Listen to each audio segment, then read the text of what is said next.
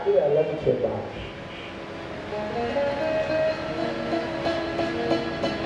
સમાજ ધીરે ધીરે સ્વાર્થી વધતો જાય. આપણી પ્રજા આપણને ન બોલાવે તો એ પીડા કહેવી કોને? ક્યાં જઈને કહેવી?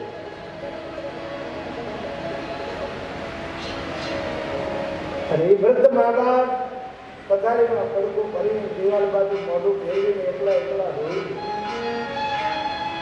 ત્યારે ઈશ્વર આપણને કોઈ દિવસ માફ નહીં કરે.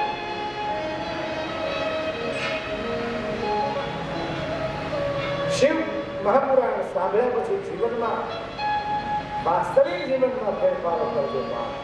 પરિવારને પ્રેમ કરજો, મા બાપને સંભાળજો.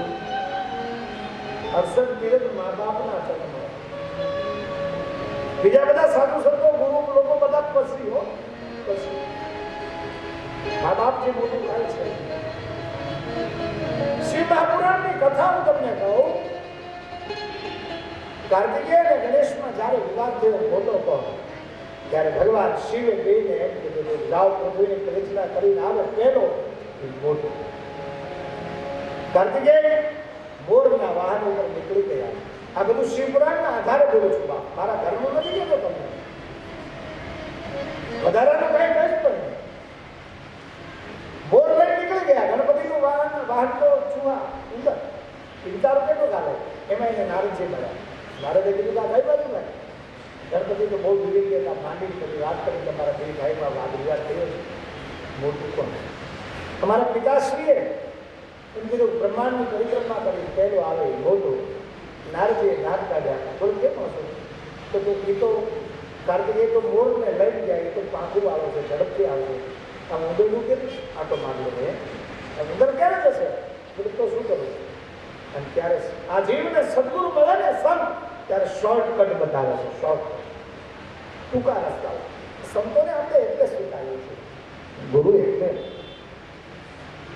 અહીંયા નારદજીએ એકદમ ટૂંકો રસ્તો બતાવ્યો છે.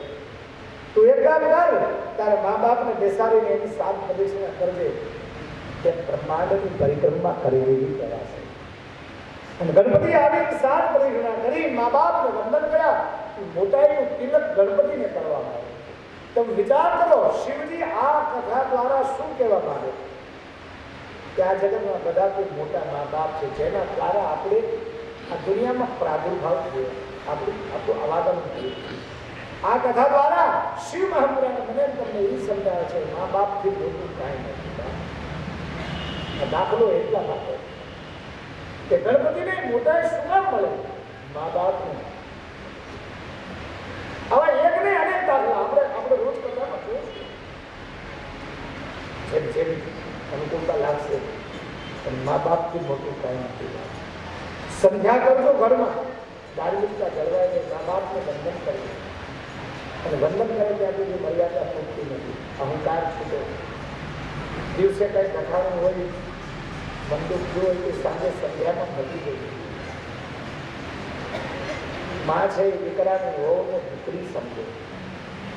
તો આ મા પાર્વતી બધી વ્યવસ્થા કરી અને બિંદુ નામના બ્રાહ્મણ મરીને પિશાચ બનેલો એને પકડીને ઝાડવા સાથે ફરજિયાત બાંધી દીધો. નહીં તો કોઈ કથા ન સાંભળે. એવું કર્મ હોય ને એ કથા ન સાંભળે.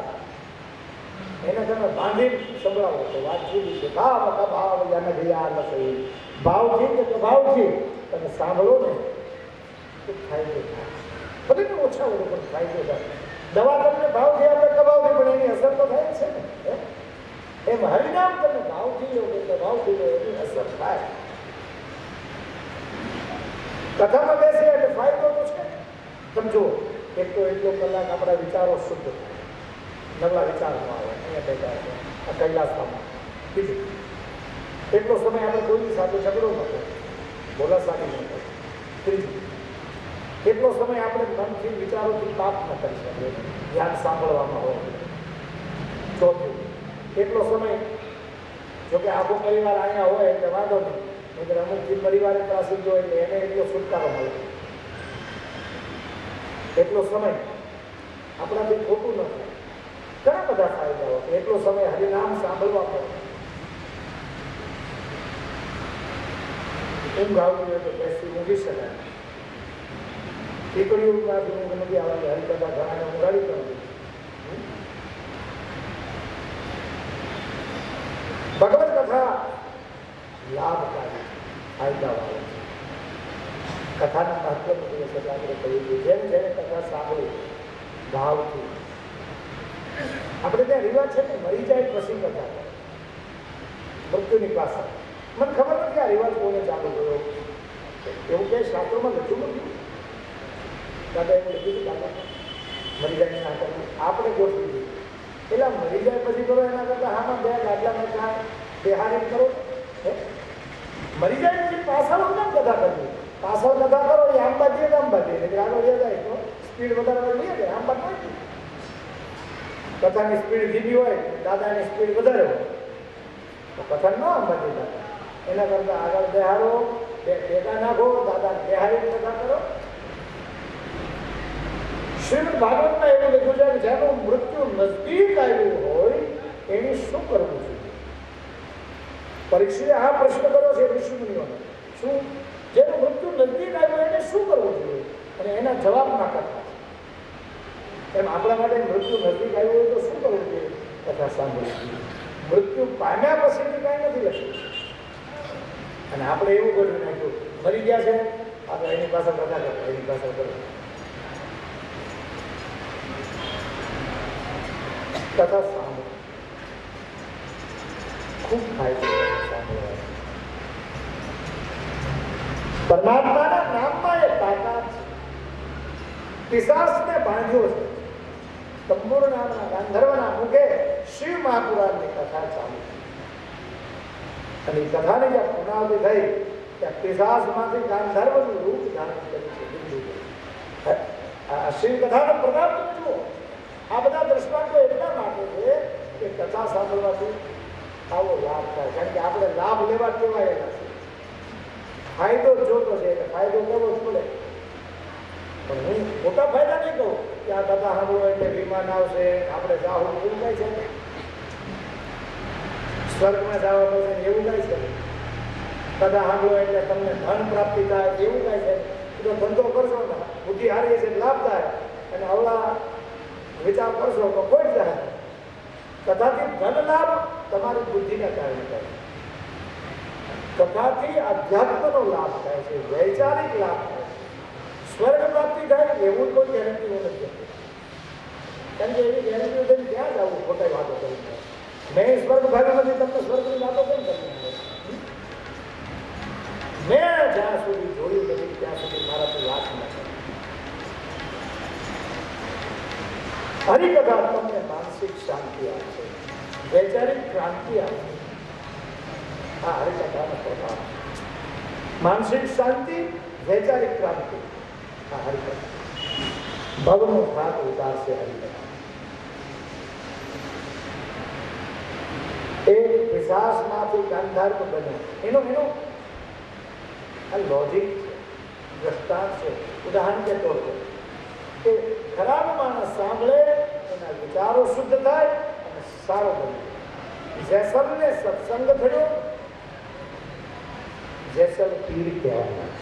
નહીં તો જે લૂંટારો હતો ને પછનો લૂંટારો. આવા અનેક છે. અંગુલીમાલ નામનો રાક્ષસ હતો. મહાવીરના મિલન પછી અંગુલીમાલ સંત થયો.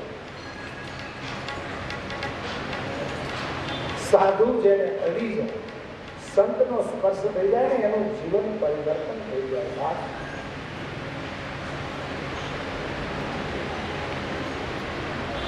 સંતત્વ કપડાથી નથી આવતું, બરાબર સમજો.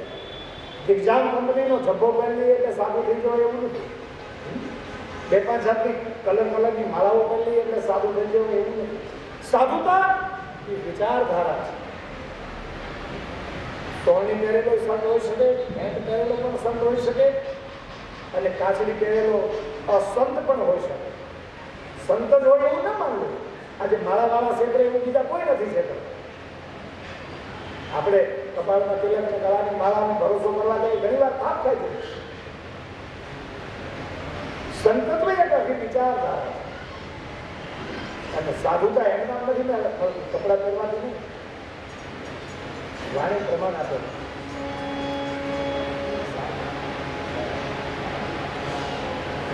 નથી મફતમાં એ મળતા રે ના મોર શું કહવા પડતા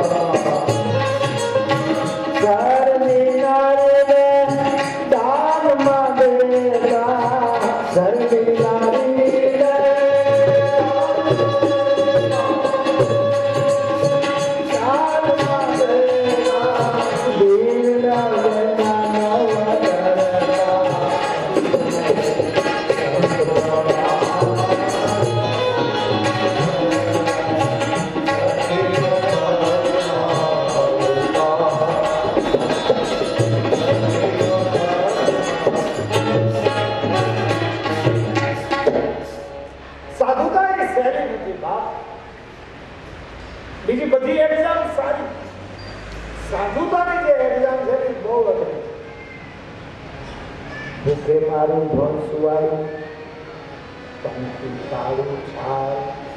આ ઈશ્વરનો નિયમ છે. સાધુ બનવું સહેલું નથી. ભગવાન કહે છે ભૂખે મારું ભોય સુવાયું, પંક્તિ સારું છાય. આટલું કરી ન મેં પછી કરી દઉં ન્યાય. આટલું કર્યા પછી જે એને નથી મળતો એને મારો હરી શકાય. બાકી પ્રભુતાની કસોટીની પ્રથા સારી નથી હોતી. કોઈ સુખી નથી. હે હરી, પ્રભુતાની કસોટીની પ્રથા સારી નથી હોતી. કસોટી પામેલાઓની દશા સારી નથી હોતી. કસોટી પામેલાઓ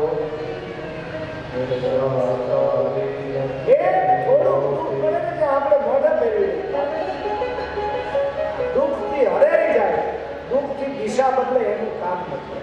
આ રસ્તો અઘરો છે. ભક્તિનો માર્ગ, સનાતનનો માર્ગ બહુ થોડું દુઃખ પડે રસ્તો બદલી જાય એમ ભગવાન. કોઈ છોકરા ખાટીને આપી દીધા, વિચાર તો કરો ભગવાનના જમાડ્યા. અરે કોઈ ભર બજારે વેચાણા હરિચંદ્ર અયોધ્યાનો રાજની કોઈ સામાન્ય હસ્તી નહીં. અને કાશીની બજારમાં ખડના પૂળા માથે મૂકી કોઈ પત્ની છોકરો, અને સદાય પોઝિશન મૂકી. सुबह से शाम हुई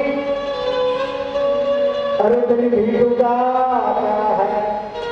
सुबह से शाम हुई अरे दिन भी गुजारा है.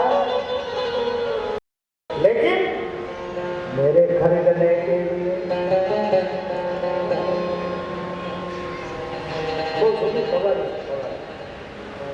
कोई साहूकार नहीं. મને ખરીદવા માટે હરિચંદ્ર બોલે હવાથી હાથ પડી. બીજા બધા વેચાય કે આને ન વેચાય. શું બીજા કીધું કે આપણો રાજા છે, આપણને આ વેસા પડે તો આપણે કામ નહીં કરતું. એને કોઈ લીધો જ નહીં. બોલો રાજા આપો. સુબહ સે શામ હુઈ અરે दिन भी गुजारा है.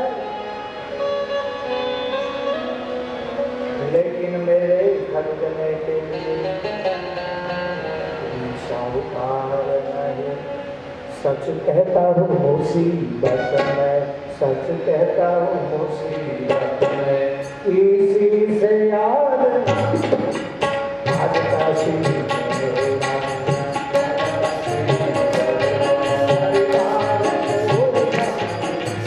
आज काशी मेरा, आज काशी हमारे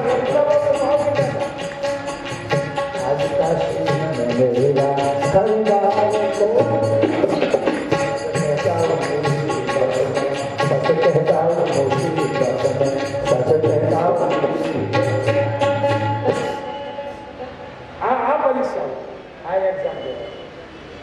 જલારામને આવીને સાધુ કીધું બુઢાપો આવી ગયો છે, કોઈ કામ કરે નથી, મારી ઘરવાળી તો ઉપાડો. પછી વીરબાઈ પૂછવા નતા ગયા, રોટલા કરતા ત્યાં કીધું કેવી આ માટમાં આપી દીધા તો આવો આ રોટલો મૂકે ઉઠીએ જો એને ખંભા નતા બોલાયા, હું નહીં ચાલે. આ એ રસ્તો